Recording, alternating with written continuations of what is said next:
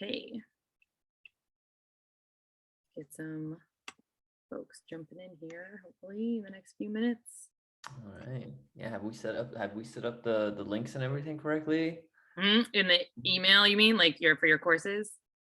No, actually, I meant just for the Like hours? the webinar because last time there was Yeah, I guess no, 2 times ago. Never mind. I thought it was last no, time. we got folks jumping in, so the reminder emails went out correctly with the All right. good links in them. All right. Very cool. Very cool. Yeah. Everybody, welcome to the webinar. We're gonna give it a couple of minutes for other people to join, and then we'll get started. All right. Kali, what do you think? Do you think I should start like blurring my background to make it a little bit more professional? I feel like there's some charm to my very old toaster oven being in the background.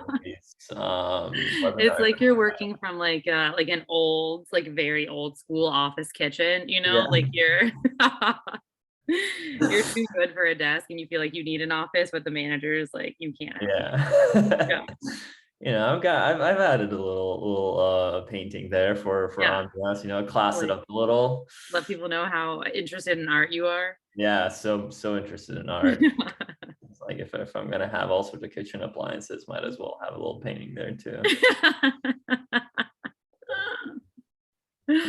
Not super professional, but I don't think people mind.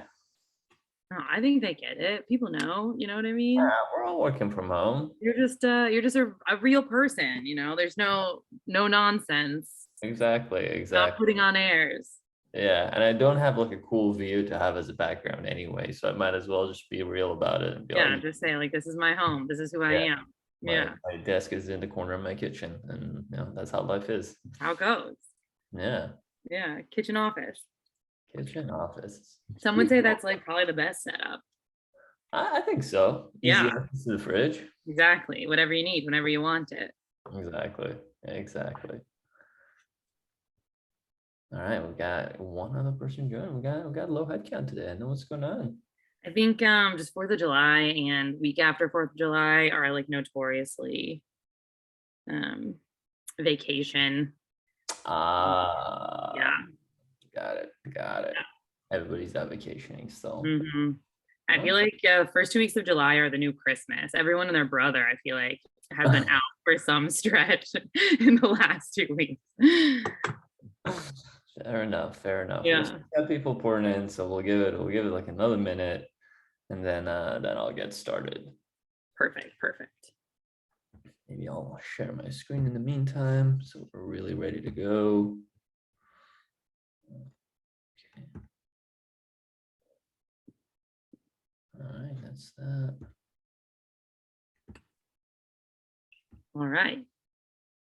Let's see. I'm gonna put everything on silent,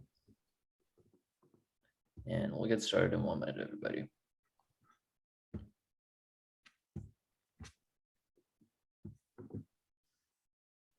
All right, just before Ollie goes on, I'll kind of introduce myself. I'm Kylie Sheehy. I am a growth marketer here at Mixpanel, and I help produce these implementation webinars. And we've got Ollie with Mentat here, who's an implementation expert, top-notch outside consultant, who's going to walk through some really hard-hitting critical pieces of implementing. So you will have all of the information you need in your arsenal to get started with Mixpanel, but then more largely with your data analytics, like strategy and how to operationalize on your data, and then like kind of iterate to provide the best end product experience for all of your customers. All right, sweet. Thank you very much for that introduction, Kylie. I'll get started then. Are you able to see my screen and see the slides right now? Yes. All right, cool. Well, thank you very much, Kylie. I'll get started with the presentation from here. Thank you, everybody, for joining the call. Let's get going because we want to wrap up on time. We're going to do a little bit of housekeeping items before we get going on the content itself.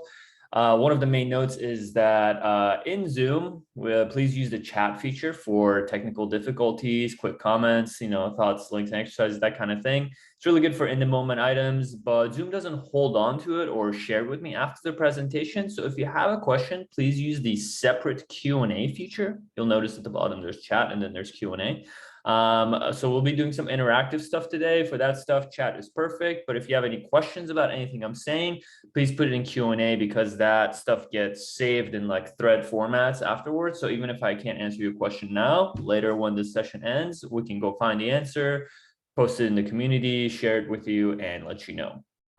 And speaking of community, this meeting is being recorded and will be available later in the Mixpanel community, and I'm going to post the link to that right now in the chat for you all to see. There you go. The slides will be available, the recording will be available to watch and rewatch. The content items we talk about here, we'll have links posted. In general, the community is a great place to get involved as you're starting out your Mixpanel journey. It's got a boatload of information, an excellent forum for question and answer with other Mixpanel experts, so product managers, CSM, and a lot of Mixpanel customers with deep insight on how to use the tool to its highest potential. So check out the link community. There's also a Slack community that's very active, and you can ask questions and get answers. I guess that's probably like one of the faster ways you can get answers to quick questions. So check that one out as well, and feel free to join, because it is very, very helpful. And I'm pretty active there answering questions, so I can always help you out there too. If you have a question or want me to pause for more clarification, make sure you use the raise your hand feature of Zoom. I'll check every so often for raised hands and reactions. So that's a great tool for you guys to catch my attention, especially if I'm missing comments in the Q&A. Throwing up a raised hand will immediately grab my attention. We've got Namrata asking about a link to join the Slack community. Yes, we'll find one and we'll post it in this post that we've linked to. Or Kyle, if you have one, if you can share it now, that would be helpful. I don't have the link handy right now, but we'll find it and we'll share it with you. And then, yeah, last note is just for Q&A for questions about the content. Please use the Q&A feature and not just the chat feature. And also make sure, if you do want to post something in chat, make sure that it's set to everyone instead of sometimes it defaults to like hosts and panelists. Make sure to put everyone so everyone can see your comments. Okay, great. Let's get going. All right, we got a packed agenda today. There's 3 parts to it. First is about what is an analytics framework or analytics strategy, and why is it even important? Then we're going to talk about how to use your analytics strategy to build an implementation spec and get Mixpanel implemented. And then finally, after seeing your implementation in Mixpanel, we're going to walk you through examples of how you can get answers to questions and take actions on your nice, thoughtful implementation. So that third part is going to be basically us building reports live together on Mixpanel, which is what a lot of people are very interested in. But it's really important to get a deep understanding of your product analytics, because you want to know how your users behave on your product. You want to know if you have the right product market fit, if you're growing your users, what your users they are, that kind of thing. And having good behavior analytics, it iteratively moves us towards understanding these things. We'll start to know more about if, when, and how users are finding value and what that means for your business. We all understand that having the data is well and good, but what's more important than that is having organized, clear, and actionable data. It's important to have a framework to organize your questions so you can start to answer them. Just to get a bit deeper into why an organized analytics strategy is mission critical, there's no shortage of data these days. It's almost all companies are sitting on a gold mine of product data. So Mixpanel and Product School conducted a survey of about like 500 product leaders across the globe, and they found out that only 10% of them are really able to validate all of their most important product decisions with data. Almost 40% of them feel like they're unable to effectively measure the most important metrics, and about half of them feel that they're unable to quickly get answers to product questions. So what we're seeing across industries and verticals is that product teams are they're just struggling to measure their product. This is something we see everywhere. It's kind of puzzling because in a twist of irony, like we noted before, we have a lot more data than ever, but we just gotta, make ourselves more data literate. And this is where the framework comes in. Putting in the work at the beginning of your product analytics journey will pay dividends for you a long time. A framework helps you structure your metrics and KPIs around strategies, goals, and objectives. So you don't end up being one of the 90% that can't validate decisions with data. And even more helpfully, like a framework will bring everybody in a team together. It sets everybody a goal, and it lets you like orient your work more effectively. Now we talked about why you need the strategy, your good analytics strategy. Then we're going to talk about how do you actually build it. This is more hands-on and practical. So This is how we build out a metrics framework. I would suggest taking a quick screenshot of this chart that we have, because it's a very simple worksheet that will push you to make some very important conversations. There's a special caveat here, which is that there's simply no single set of metrics that works for everyone. Businesses and products, they're all unique and have different goals based on stage and ambition. But after partnering with hundreds of companies on their analytics strategies, we found this is a great place to start and is generally applicable to most use cases. We put together this framework to help you find the right metrics for your product. It also helps clarify relationships among all of your metrics. So product managers, engineers, analysts, growth marketers, like everybody can see how their day-to-day work on features and campaigns connects to the overall performance of the product. This is our advanced framework for mastering the entirety of your customer's journey through the product and back again. So if you'll follow along with me on the level 1 metrics over here, a customer's journey is mapped out with reach, which is their first meaningful encounter with your product. Then that's followed by activation, which is when they power up or the light bulb goes off for the first time.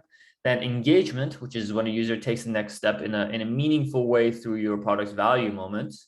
And finally, we have retention, which is when they come back again and again and prove your product makes an important impact on a customer getting something they need. The final step on this matrix worksheet is a block for a business-specific metric. There may be something behaviorally critical for your specific product, business or vertical that's not captured here, and that's perfectly okay. Like I said before, there is no such thing as a one-size-fits-all analytics strategy. Thankfully, today we're going to be working with a lower lift version of this to get started. We call it the light ray framework. So this is how it looks like. Light ray stands for light lift, reach, activation, or engagement. So this is lighter, but just as powerful as the Mixpanel framework that we showed you in the previous slide. And it allows you to really focus on 2 or 3 key metrics and KPIs and translate those into easy to create Mixpanel visualizations. This is another good place to take a screenshot. While it's not as robust as the full metrics framework, it's a very good place to start having your metrics-like conversations. The principal takeaway here is that if we decide on 2 or 3 mission-critical KPIs, it's likely we can implement with just 2 or 3 events, things that would tell the story of those KPIs. We can pull huge information out of our data and start to take very real action into like product improvements and roadmap decision with just a little upfront effort. Lightray takes into account your focus metric and metrics for reach, activation, engagement, and it allows you to plan for the events and properties you need to measure them. So we start on the left with those KPIs, which would be your quantifiable metrics. And then just like before, reach refers to your user base. So like, how many have an account. Activation refers to key value moment of your journey. So, when they do something or they've gotten value out of your product. And engagement is very straightforward. It's like basically are people engaging with your content.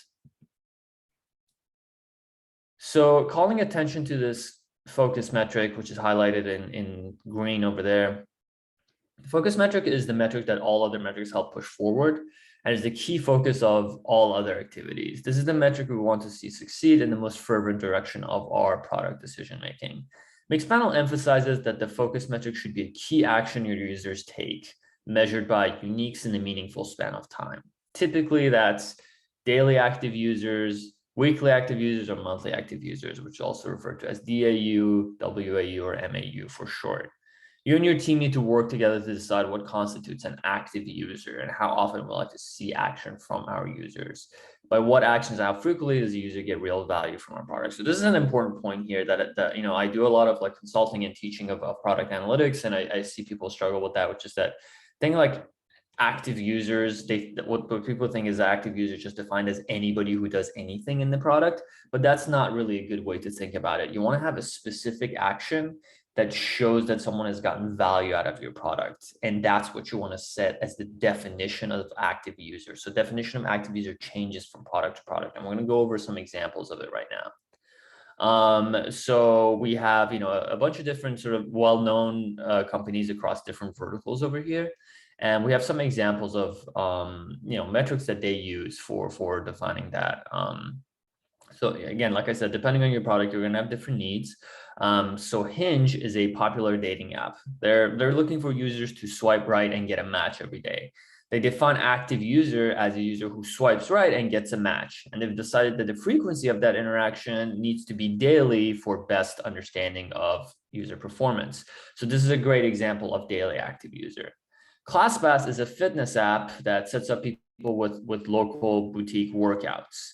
Now it'd be cool if you went and got a workout every day, but it's sort of not super realistic. So they've defined their active users as those who complete a workout and in like basically like 1 week. So they look at weekly active users. That's what they care about. So, active if you've completed the workout, and then the metric that they use for that is weekly active user.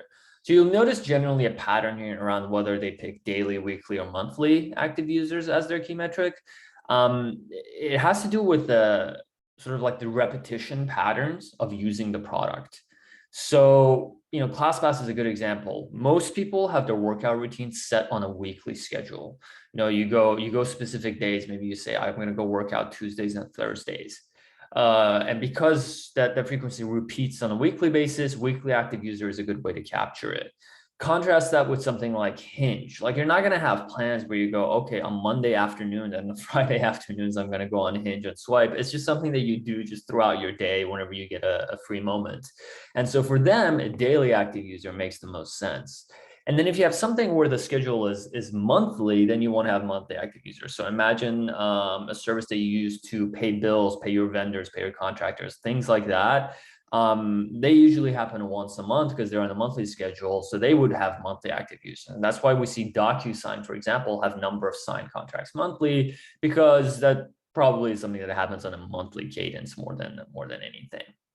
And we got some other examples here as well. Next, we develop the rest of the KPIs. As a team, we can decide if we want to focus on reach, activation, or engagement most closely and start to define our metrics there. Here are some examples of metrics across industries, as seen in our guide to product metrics. So, reach is again helping you determine how many people have used the product reasonably well for the first time in a bound time period. And with reach, we're trying to find out how many people are our newest customers of highest quality. We don't want app downloaders or like page views here. We want to see users taking an initializing step into knowing and using our product collectively with purpose. So for Hinge or OpenTable, this could easily be the number of unique users who have created an account in the last day or in the last 30 days. For ClassPass, this must be a number of paid subscribers that were acquired in the last week. So activation is answering the question, what percentage of new users have onboarded after experiencing our product's value? Activation is how we measure a user transitioning from reach to active. We're watching how new users convert from their first moment of value to fully understanding the value of our product. So for Hinge, activation might look like users who created an account and found a match in their first 7 days. For ClassPass, it might be users who subscribed and completed their first workout in their first 30 days. For OpenTable, it would be users who set up an account and booked a reservation in the last quarter. Lastly, we have engagement, which focuses on how deeply engaged users are. This will almost always be a type of very specific action divided by the whole count of your focus metric. So we want to know the ratio between key events and number of users you've got. So remember that that's going to be the definition of sort of like the focus metric, the ratio between like the number of times a specific action is taken divided by the whole count of your focus metric. So for Hinge, Hinge's engaged users might be total number of messages sent to matches divided by the number of users getting matches. This tells us how engaged people are in the secondary value moment. For ClassPass, might have total number of workouts completed in ratio to the weekly active workout completers.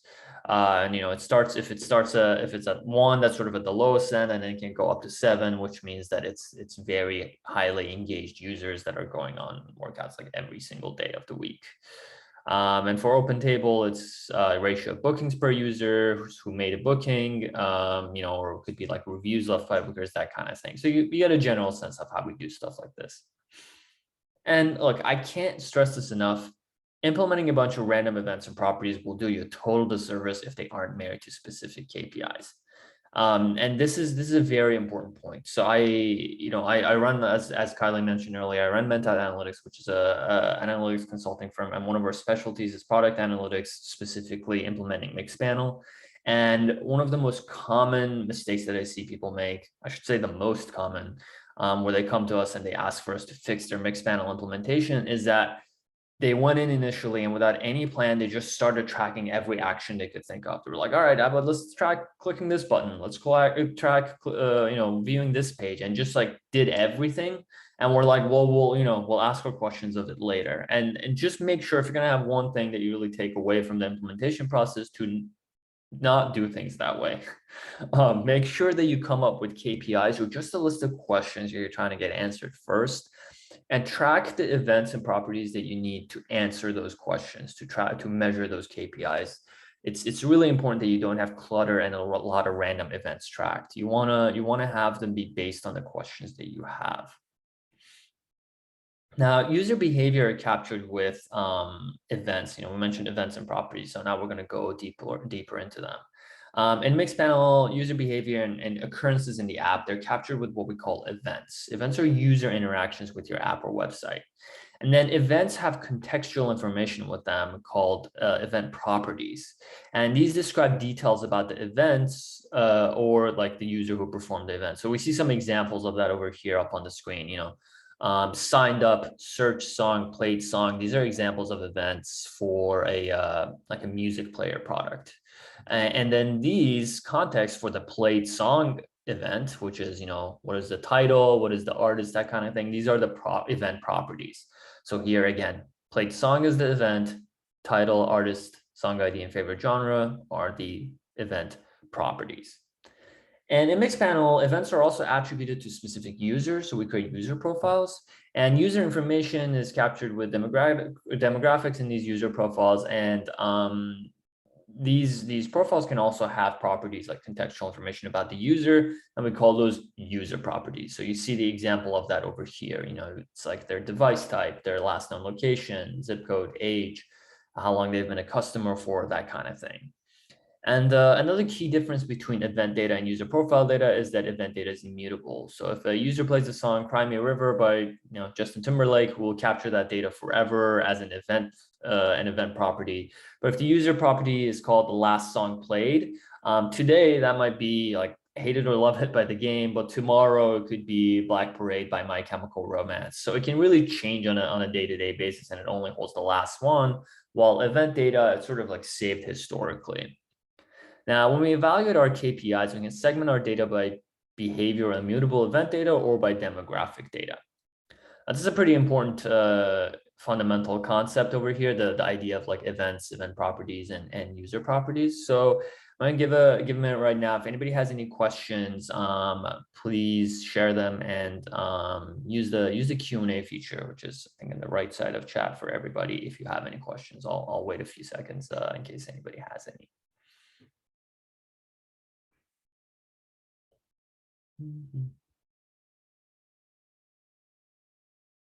I feel like we need like elevator music to fill up these silences. All right. No questions? Oh, no, nothing? Okay. Kylie's shared a link for everybody to view, but no questions from the crowd. Okay, cool. Let's move on then. So that is everything in the Lightray framework. Now we gotta get busy deciding what to do next. After you've built your Lightray framework, the tracking plan is the next step. Now it might be a little bit difficult to see here because it's a pretty lengthy spreadsheet that we're cramming on a small slide, but it's hugely important. This is our recommended source of truth, tying KPIs to your specific metrics, the events, event properties, and user properties that they correspond to. The beautiful thing here is that we can see 6 different metrics tied to 3 different events. Again, with just 3 events worth of implementation, we can start to get a grasp on all sorts of user behavior. Going back to Hinge, all we need to track for focus metric, reach, activation, engagement is just account created, match made, and message sent. So these are the events that we're going to track in order to be able to measure all of those metrics that we discussed. For ClassPass, the only events we talked about were account created, subscribed, and workout completed. And for OpenTable, all we need is, again, account created, reservation made, and review posted. So you see a perfect example here of how 3 events or 4 different metrics tell us a number of good angles on all of our customers' life cycle. And a very quick side note before we move on any further about tracking plans. As I mentioned earlier, I am a Mixpanel expert and I help companies set up their tracking plans a lot. I have noticed that they make some very common mistakes. I used to have a spreadsheet that I would share with them that had a list of like, hey, here are some important tips and best practices. Just make sure to review this as you build your plan. But then I decided to make it easier to share. So I just made a very simple, like a one-page website that's completely free, has no ads. It doesn't require login or anything like that. It's just called Tracking Plan Help. I just posted the link in chat. So if you ever want like a best practices reference around what are some like, it's got like 8 or 10 notes about things that you need to make sure you do, just go over here and you can use it as a reference. All right, moving on. Let's talk about some top tips. Revenue is important. It's obviously one of the key metrics that VCs will look at when they evaluate your business. But in and of itself, it's not an actionable metric for product managers. What's important is to focus on a product metric that is tied to customer value, not to company value.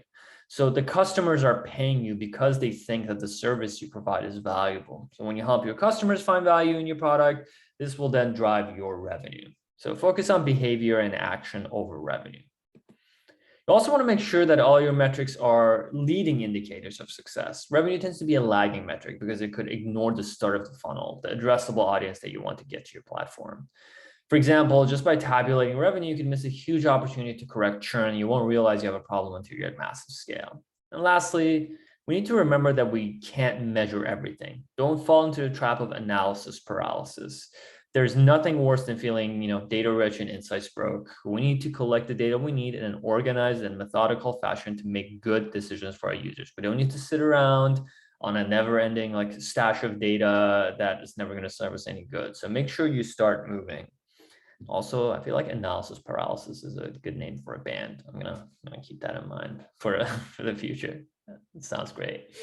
All right, so what are some pitfalls that we want to avoid? Here are 4 areas to look out for. Vanity metrics are basically metrics that just look good but don't really tell you anything. Like lifetime number of downloads for an app, a number that only goes up. I threw that metric in there because back in the day, I founded my first startup. That was my first foray into the tech industry. And that was like the main metric that we used. That was back when I had no clue what I was doing. But yeah, we had this chart that would only go up and to the right because like lifetime number of downloads isn't ever going to go down. You can't undownload or something. And we're always like, wow, this chart looks great. But our company was not looking great. So that's a good example of a vanity metric that you want to avoid. Now, lagging metrics are ones that take too long to tell you things about your users. They're not like bad per se. Some of them are super important. They just need to be complemented with leading metrics. You also want to avoid having too many correlated metrics because then you're more likely to get a false positive. So that's things like, we have visits and visit intervals, but like also if you have a music player, like 30-second plays, 10-second plays, 1-minute plays, 2-minute plays. You don't need to have all of those at metrics because then if you're looking for a specific pattern, like one of them might show it at random and that leads to a false positive. And you also want to avoid metrics that are hard to define and as a result are easy to manipulate. For example, like customer satisfaction can be interpreted and measured a lot of different ways. So it's maybe not a good North Star metric unless it's defined in a very, very specific way. And it's only in that specific way that you're measuring it. Cool. So we are now going to start doing some live Mixpanel work. I'm sure a lot of you are interested in this part. So this is where we're going to be going over the reports and doing some work there. So I'm going to share a link with all of you. Make sure that you follow this link and you log into Mixpanel. This is going to take you to the demo data set, which is what we're going to be using for this for these examples that we're going to be doing. So, in this exercise that we're doing, you have been promoted to senior product manager at Mixpanel Media, an online video streaming service that's way better than YouTube or Vimeo or any of these other ones. Well, there is some bad news. It's just that you've been promoted because no one knows what's going on, and your team is definitely in the 90% of folks who cannot, for the life of them, make a solid data-driven decision. So this is what we're going to do now. So everybody take a minute to get to the media demo project. Again, I've posted a link in the chat. and chat me an emoji when you've made it. And then we'll get going from there. In the meantime, I'm going to do the same thing. I'm going to come over here to Mixpanel. So you do that over here. Scroll down, sample data sets, media. Cool. So over here right now, we're able to see the dashboard section. So when you get to media, this is where you're going to be.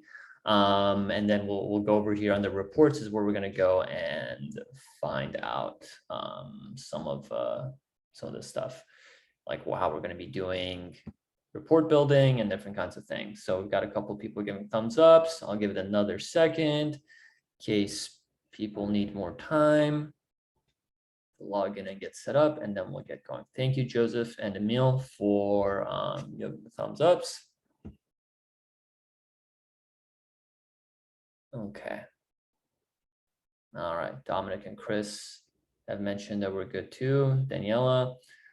Great. So Daniela, Chris, Nathan, and Emil, and actually almost everybody that has posted, except for Dominic, just make sure that you're you can change your messages in Zoom to be to everyone. Right now, they're just going to hosts and panelists. The rest of the attendees won't be able to see your message if you share. So just make sure you change that. All right, we got everybody. Everybody has said they're good to go. So thank you very much. Let's get going now. So the problems we're facing at this company are simple ones, but we need a game plan for attacking them. We want to know how well are we reaching new users. We want to know who's converting from new to active, and we want to know how well engaged are our users. So our first KPI is reach. With reach, we've set the metric to understand how well our product is reaching new users. We'd like to measure the number of new signups we get each week. Also take a look at some compounding factors or customer segments that may impact new signups. So, user gender or account type are a couple of things we're going to look at. And also where someone comes from before they see our content, and which browser the video plays on, a bunch of things like that. So to get a handle on reach, all we need is one event, which is sign up, and a handful of events and user properties. So let's get going on this. Everybody's logged in and set up. I'll put, just in case you're not, I'm going to post the link one more time. This is the same link as before. You don't need to follow it if you're already in there and set up. So it's just there in case someone missed the last one. So here's how we're going to do this. We're in this dashboard. Come over here where it says reports. Click on that.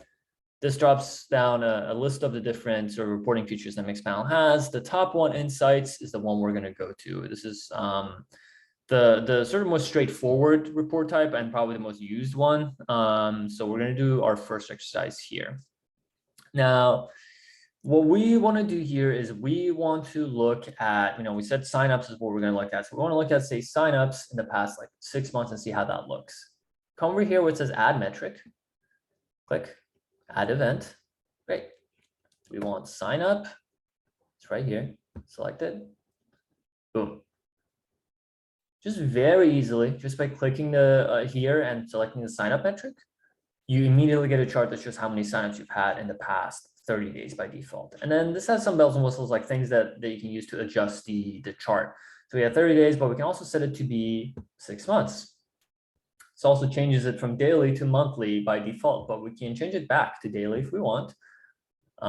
Gives a more granular data, or weekly. It's probably how it looks best. So now we see our weekly number of signups for the past 6 months, which is very, very helpful to us. Now, what we want to do next, so let's look at that stuff, is, we said that we want to look at signups. Okay, we see that each week. We see how we're trending over time. That's really helpful. Now I want to break it down by gender and by browser. So let's see how we do that. We have the chart itself. We want to break it down by these properties. Over here, it says breakdown. So that's probably the best place to get started. So come right here, add, and we said gender and browser, which we want to test out. Let's do gender. Cool. See, again, just by adding very easily a property, you break down signups by gender, and you can see how it looks over time. You can make the decision on this. You're like, oh, okay, our female audience is larger. Maybe we want to make more content to cater for them, or we want to develop the male audience more. Maybe we want to build more content for them. You can make decisions like that. And then the other option is browser. So we're gonna do browser. Over here, you see, this sort of gets a little bit like messy because you got like a lot of different lines on this chart. And you'll notice that the top one is one that's called undefined. So you'll notice that sometimes when you're working on Mixpanel, something is undefined. That basically means there's just no value for it. And it makes sense in this case because a lot of folks use products in a mobile app, and a mobile app doesn't have a browser. In a web app, you use a browser. In a mobile app, you don't. On mobile web, you use a browser, but not in the app itself. So any app users, they're just not going to have a browser value. So this isn't like a flaw in implementation or something. This is just normal. You don't have, a lot of users won't have a browser. So if you want to get rid of that, you just come over here, you uncheck the box, and it automatically rescales everything and shows all of your lines in a much better way. Now, when I have a bunch of different lines overlapping like that, what I prefer, if I want to just see like who has the most share, is to come over here and change it from line to bar. And again, I'm going to remove undefined. And this makes it a lot cleaner. Now you can see, okay, Chrome has the largest share, Android mobile has the smallest share. You know, what's most popular, what's least popular. You can say, okay, maybe Chrome has the best experience, but also keep in mind, it could just be because Chrome is the most popular browser. I mean, in this case, it's all demo data, so it doesn't matter that much, but you know, in your own case, you can more or less break it down and see how things look. And you can come over here to compare and change these to percentages as well to see how those percentages look. Okay, so again, you know, you come over here and you add your event. You can change your date range over here. You can change the line or bar and stuff there, and breakdowns added in this corner. So now it is your turn. We want you to plot out signups just like we did before, but break them down by either account type, which is a user property, or campaign source, which is an event property. They'll both be under the breakdown section as properties, but there's a little icon next to them on the left side, which determines, you know, it shows you basically whether they're event properties or user properties. User properties have a little like human icon next to them. So once you've done that, once you've created the report that you want and it looks the way you want, just come over here to this copy URL option here, this little chain link, click that, and it'll copy a link to your clipboard and post that in the chat, not in the QA, just in the chat.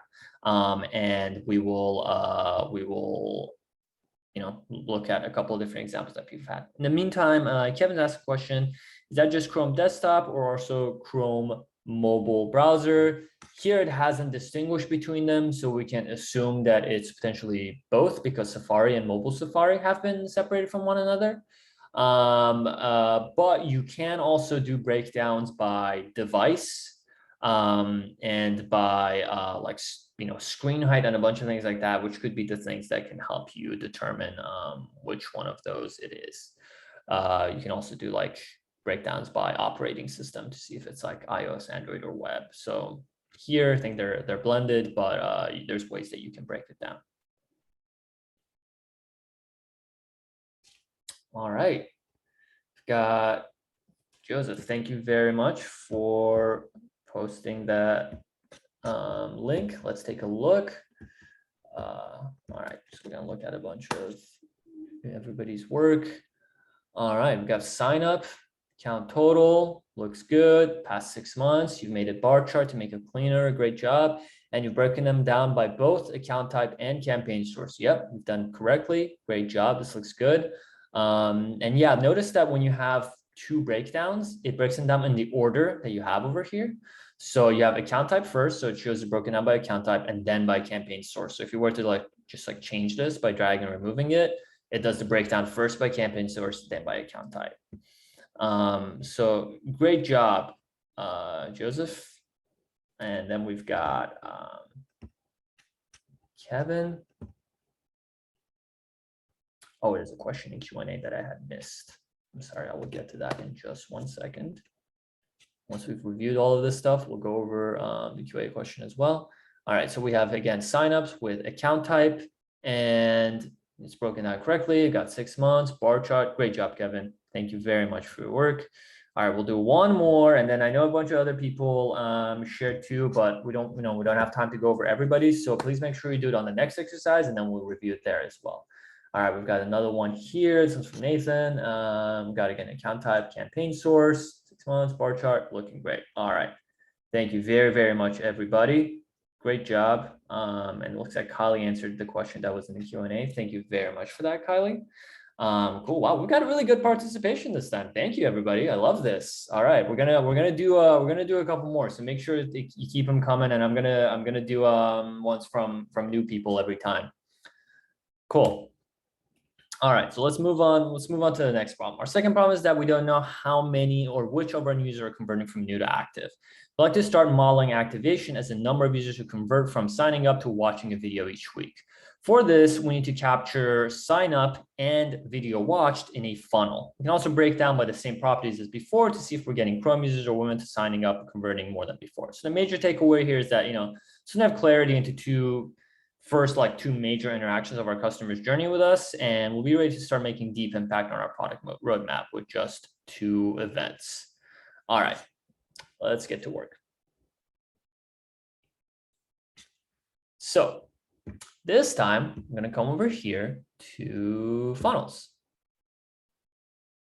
And like I said, we had sign up and watch video. So again, you add sign up here, watch video. And boom, again, just by adding 2 events, you immediately generate a funnel.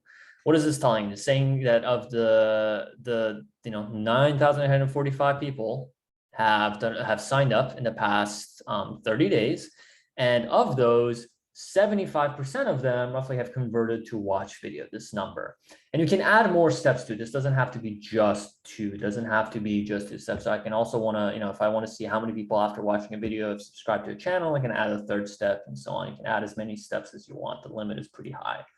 But, either way, it always shows you basically how many people started from the first step and then the drop off at each of the stages, which, as you know, is very, very helpful. I'm going to get rid of this actually, I'll keep it there for now.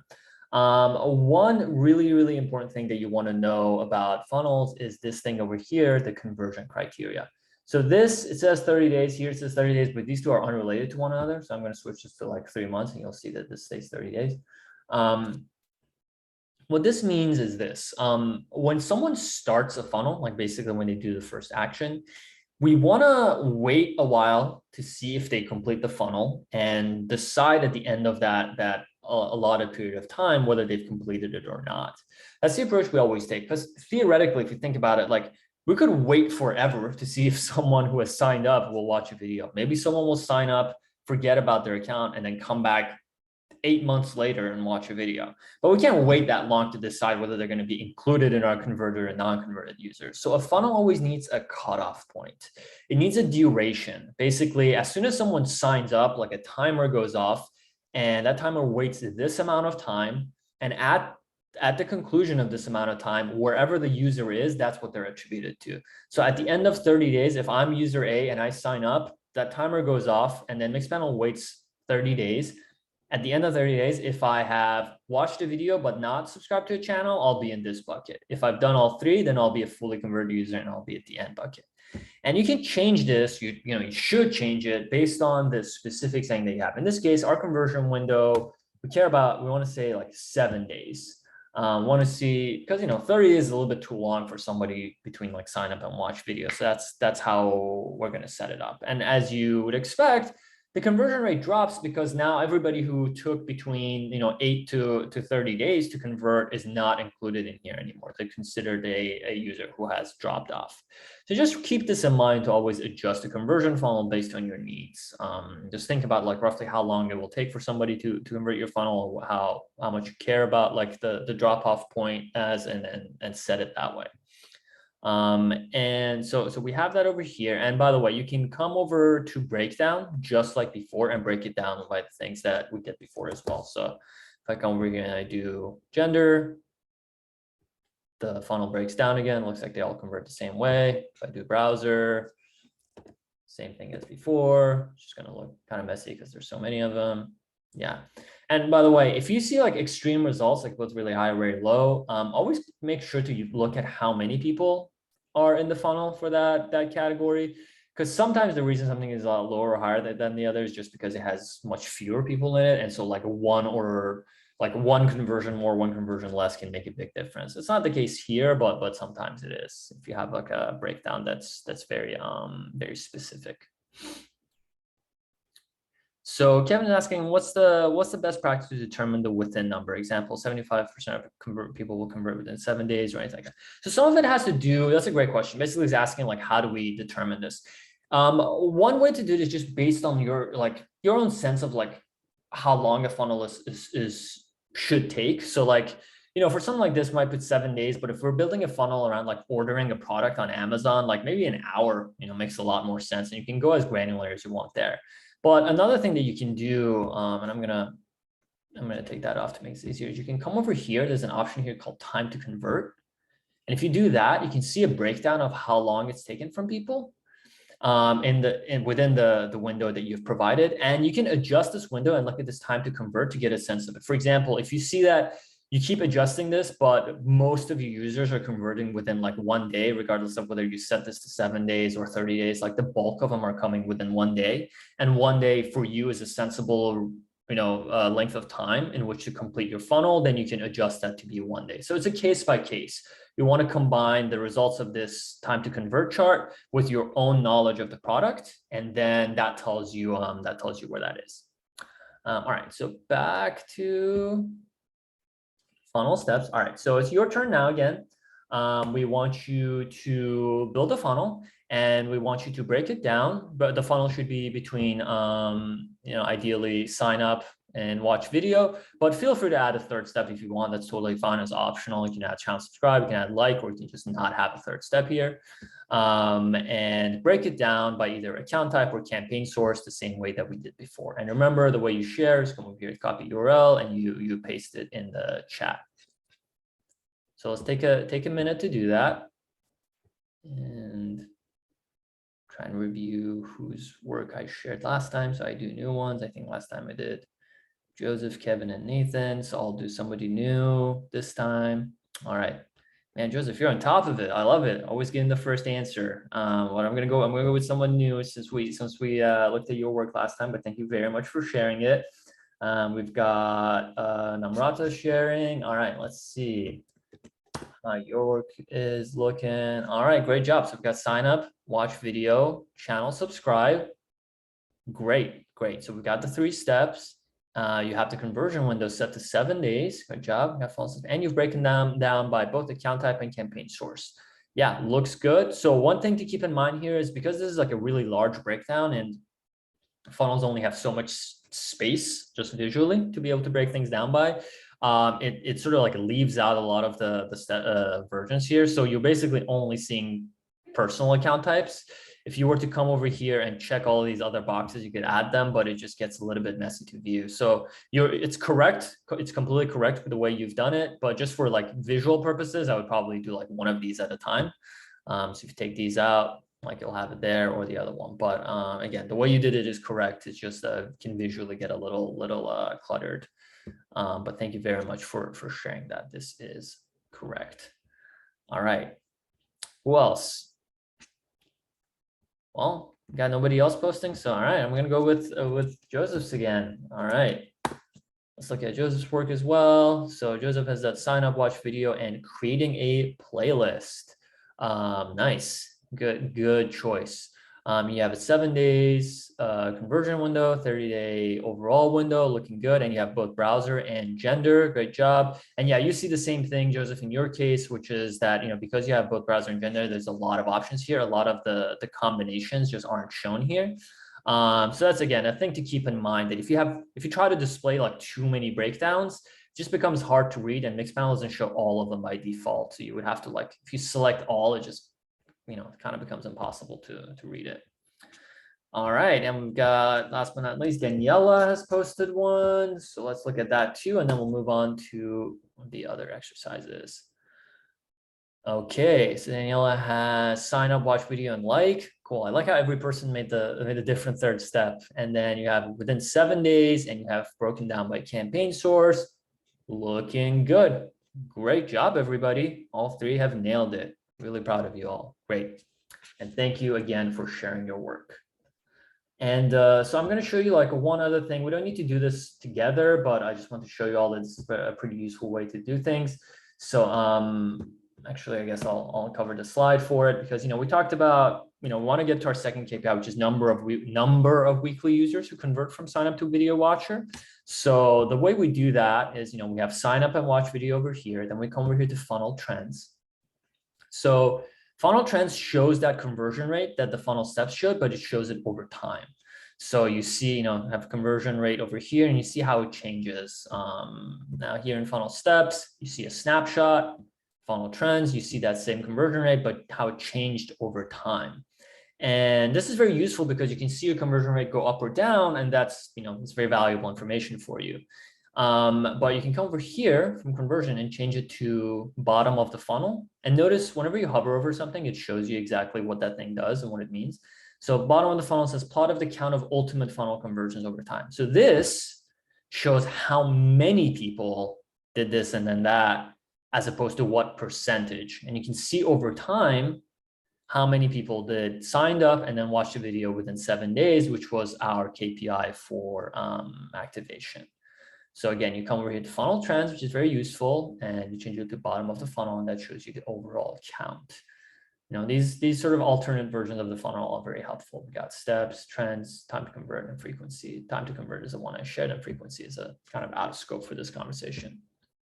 Again, I can't go super detailed into stuff, but I do have some courses that I'll tell you guys later that you can go check out that goes a lot more in depth into a lot of these tools. And then here's the third and final problem that we're gonna do. This one's gonna be focused on engagement. We're on to finding out how we're doing on the engagement front. And remember the examples we did, they were always like workouts completed per active user for ClassPass, or like matches per active user for Hinge. So in this case, since watching a video itself is a really good measure of engagement, we're going to try and look at how many videos an active user watches on average. So videos watched per active user. That's going to be our measure of engagement. And here's how we do that. We go back to the insights report and we say, okay, I want videos watched. So I add that. And then I also want the number of people who watched the video. So I'm add watch video again. Yeah, this is just two overlapping ones, but you see how over here it says count total. This is counting how many times videos have been watched. Instead, you can come over here and can change this to count unique, which is the number of users who performed that event. So now we have the number of videos watched and we have the number of video watchers. Both are the things that we wanted. So if I have watched 5 videos, I would count as one video watcher, one of category B, but 5 times as watched video.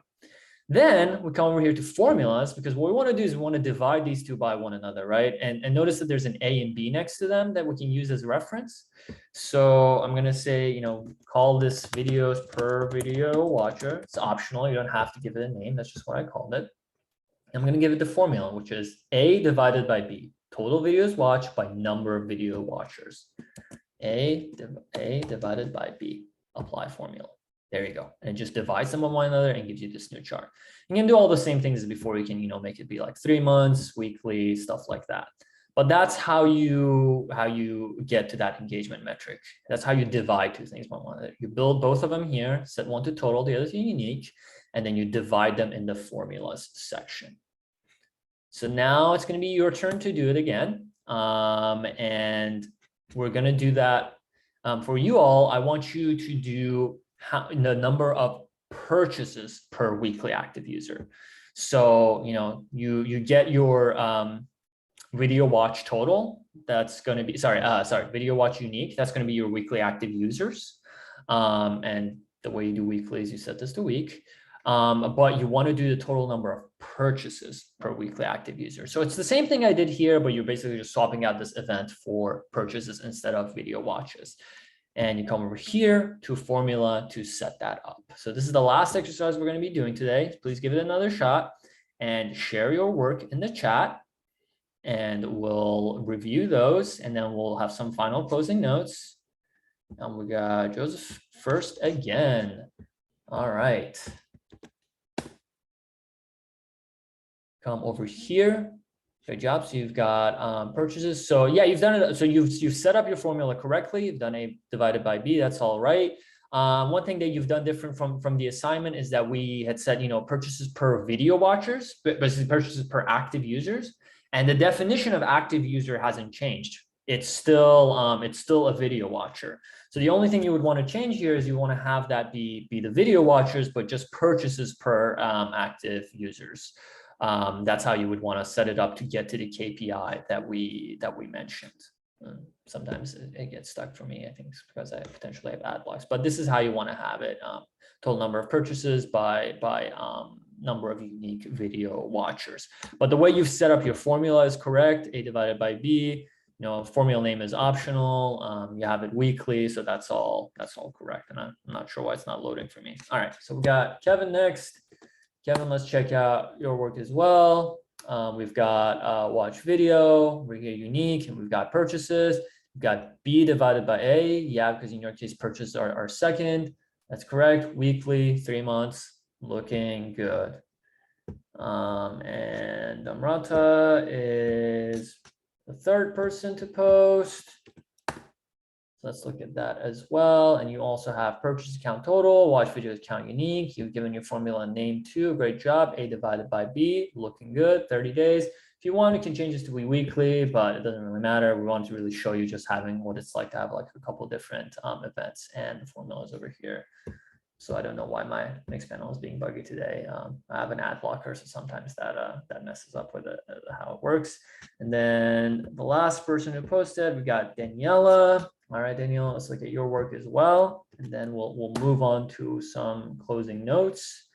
You also have purchases count total, watch video, purchases per unique video watcher, A divided by B. That is correct. Day. We said we can change this to weekly if you want, but this is all correct. Great job, everybody. Again, 4 for 4. Great job, everyone. Thank you very much for participating. All right, let's head back. So that's all the exercises we're going to do for our live demos. So here's just some final closing notes. We have some additional resources. We have Mixpanel partners such as myself, ready and willing to help with implementation needs. These new user implementation sessions, they happen like pretty much weekly. So feel free to tune into any future ones as well. Some of them taught by me, some taught by others. We've got a great support team that you can always reach out to. We've got an implementation course page on community. And we've got onboarding work plans, self-paced work coursework videos. There's also resources provided by other partners. So Product School has a product analytics certification program that's available that you can use it costs a decent amount, but you can use the cost towards Mixpanel credit. They have a partnership set up that you can do that for. And also we have the data courses for product manager series developed by Product Analytics Academy, which is yours truly. I built these courses, so if you like the session today, you can get to those. This is sort of my version is sort of more holistic. It uses a Mixpanel. It goes deep into Mixpanel as well, but it also covers a lot of topics like how to come up with product metrics that are really useful, how to do experiment design, how to develop a tracking plan. So the product analytics school, the product school one is more focused on like Mixpanel usage specifically. The ones that I've made have Mixpanel as one of the courses, but they also have like product metrics, tracking plans, and all this other stuff. And they're on the cheaper side too.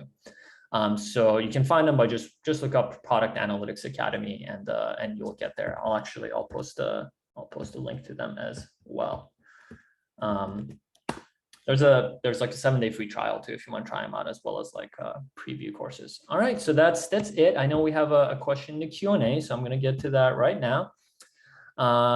Just asking, how do you become a Mixpanel partner or Mixpanel product consultant?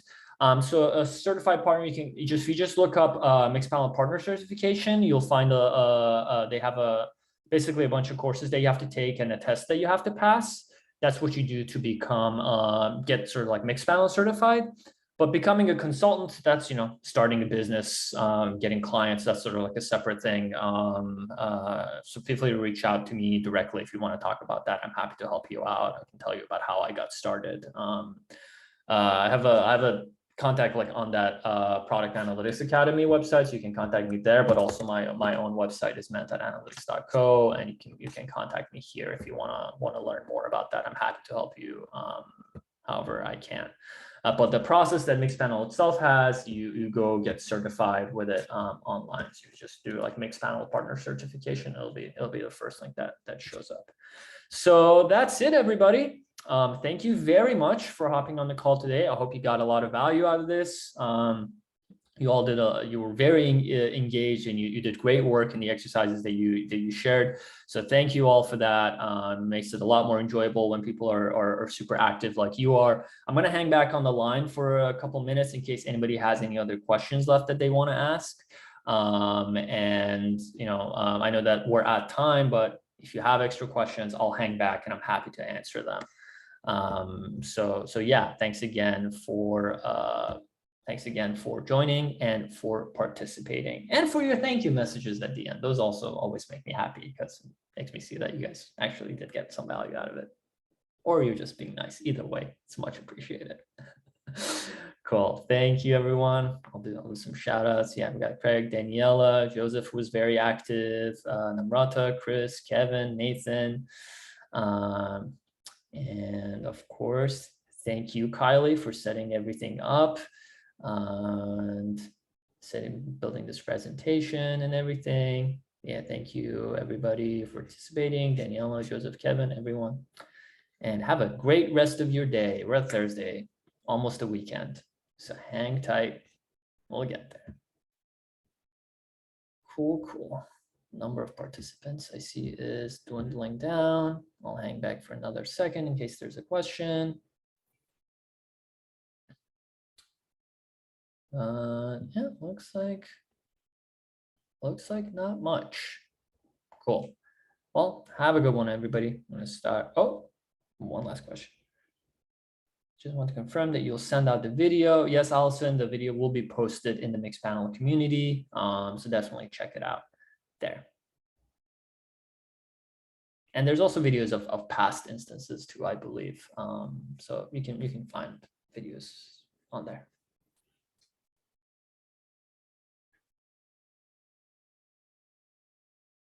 All right, cool. Well, if there's nothing else, everybody, I'm gonna bounce. And have a great rest of your day. Yeah, I think there was someone who asked about like becoming a consultant. Oh yeah, Joseph, who's still on the call. Just reach out to me if you want to talk about like the consultant part. I can just help you out generally, but the certification you can find online through Mixpanel itself. Yeah, Joseph, I'll just put in my. Here, I'll post my email right now. Just shoot me an email there, and we can talk. Also, like I said, both the Mentat website. I think there's like a book a consultation link. You can do that, and we'll talk there. Or Product Analytics Academy also has an email in them. Both of them come to me because I created both, and we can talk there. Cool. All right. Bye, everyone. Bye, Kylie. Bye, everybody. Have a good day.